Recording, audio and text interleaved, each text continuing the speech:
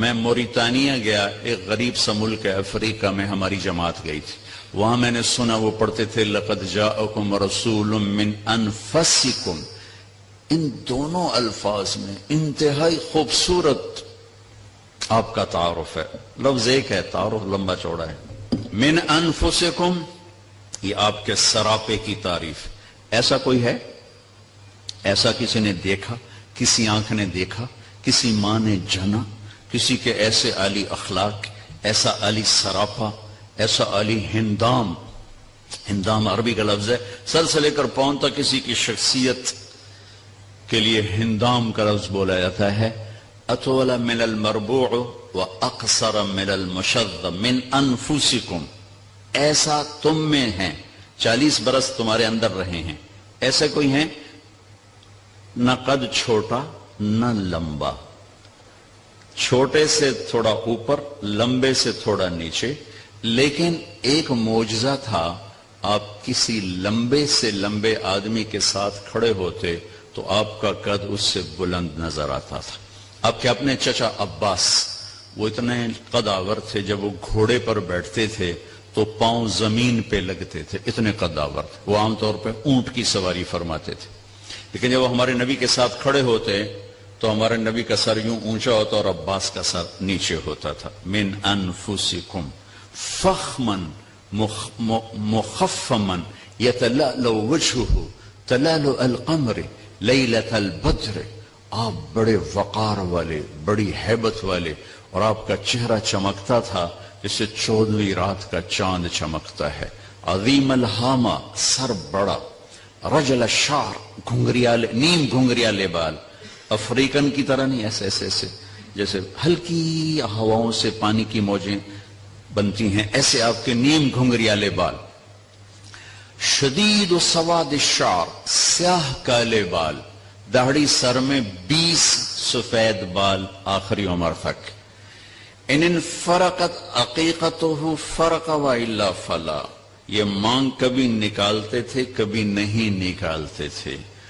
یجاوز شعرہ شحمت اذنیہ، بال آپ کے کانوں کی لو تک تھے۔ واسع الجبین، ماتھا بڑا کشادہ۔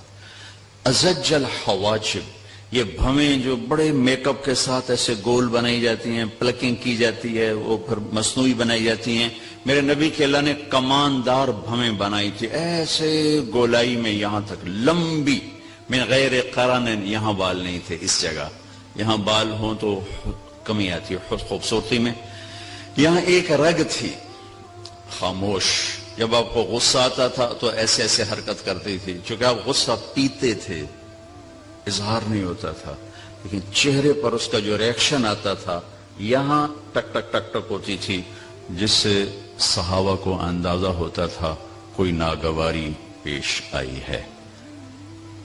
اہدب، یہ پلکیں بڑی دراز، ادعج، آنکھیں بڑی موٹی، اشکل، موٹائی کے ساتھ لمبی اور اس میں سرخ ڈورے، احور، سفیدی سفید پتلی سیاہ، اکحل، بغیر سرمے کے سرما لگی ہوئی آنکھ، انجل، ابرج، اکحل، ادعج، احور، اہدب، اشکل، یہ سب آپ کی آنکھ کی صفات بیان کی گئی ہیں کہ آپ کتنے خوبصورت آنکھوں کے مالک تھے۔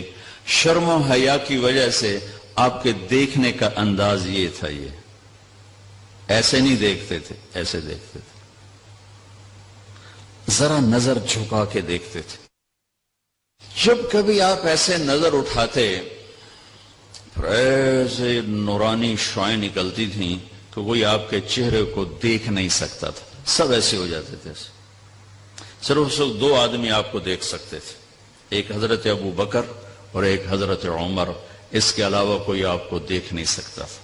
تو جل نظر الملاحظہ، آپ شرم سے آنکھیں جھکا کر رکھتے تھے کہ جس کی نظر جھکی رہے اسے شیطان گمراہ نہیں کر سکتے، جس کی نظر اٹھ جائے تو وہ دلدل میں پھنس جاتا ہے، پتہ نہیں کب ہلاک ہو جائے، پتہ نہیں کب ہلاک ہو جائے، پتہ نہیں کب ہلاک ہو جائے۔ اقن العرنین، یہ ناک باریک تھا، یہاں سے باریک، یہاں سے ہلکا سا اٹھا ہوا تھا۔ لہو نور، یہاں ایک نور تھا جو جگمگ کرتا تھا.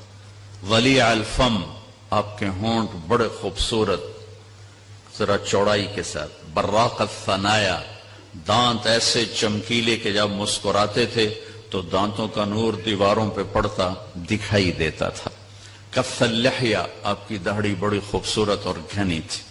سہل الخدین، یہ گال برابر تھے، نہ پچکے ہوئے نہ ابھرے ہوئے، برابر گال تھے آپ، برابر. اور فی صوتہ سحل، آواز میں ایک کشش تھی، ایک روب تھا. فی عینیہ دعج، آنکھوں میں چمک تھی، حسن تھا. فی لحیتہ کثافہ، داڑھی بڑی گھنی خوبصورت تھی. فی عنقہ سطع، گردن آپ کی سراہی دار تھی. اور اذا تکلم علاہ البہا، جب آپ بولتے تھے تو ایک نور چھا جاتا تھا.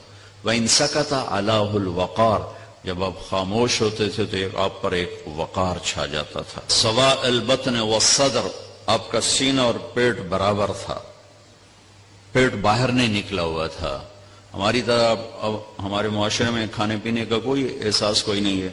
پیٹ کھبے پاسے، آپ سجے پاسے. کئی لوگ آپ دیکھیں گے لقد جاءکم رسول من انفسکم، اذا اشار بکفہ، کبھی ایسا نہیں کرتے تھے کہ انگلی اٹھانا ایک عیب ہے، آپ یوں کرتے تھے. مطلب آپ نے غلام صاحب کو میں نے بلانا ہے تو میں تو کہوں گا یوں، یہ کہیں گے ادھر آؤ. آپ کرتے تھے یوں، پورے ہاتھ کا اشارہ فرماتے تھے. کبھی ایسے نہیں کہ زندگی یوں فرماتے تھے. جب آپ غمگین ہوتے تھے تو یوں بیٹھتے تھے، سیدھے ہاتھ کو ٹھوڑی کے نیچے رکھ کے یوں بیٹھتے. جب آپ حیران ہوتے تھے تو یوں کرتے تھے. یہ آپ کی حیرت کی نشان. دوران گفتگو آپ کی بے ساختہ جسمانی حرکت. یہ آپ کی ایک مجلس تھی جو فجر سے اشراق تک ہوتی تھی. فجر کی نماز جلدی پڑھتے تھے، اشراق تک کوئی پونا گھنٹہ یہ محفل ہوتی تھی. اس میں ہر قسم کی باتیں ہوتی تھی، دنیا کی بھی، دین کی بھی، مسائل کی بھی، واعظ و نصیحت بھی، ہنسی مذاق بھی، لطیفے بھی. ایک پوری زندگی کی ترجمانی ہوتی تھی، پوری زندگی کی اس میں عکاسی ہوتی تھی. خواب بھی سنائے جاتے تھے. ہاں بھائی کسی نے کوئی خواب دیکھا ہو یہ بھی آپ اس میں سنتے تھے. ریلیکس محفل ہوتی تھی. یہ جو تکلفات عجم ہیں انہوں نے دین کو بڑا اوکھا کر کے ہمیں دکھایا.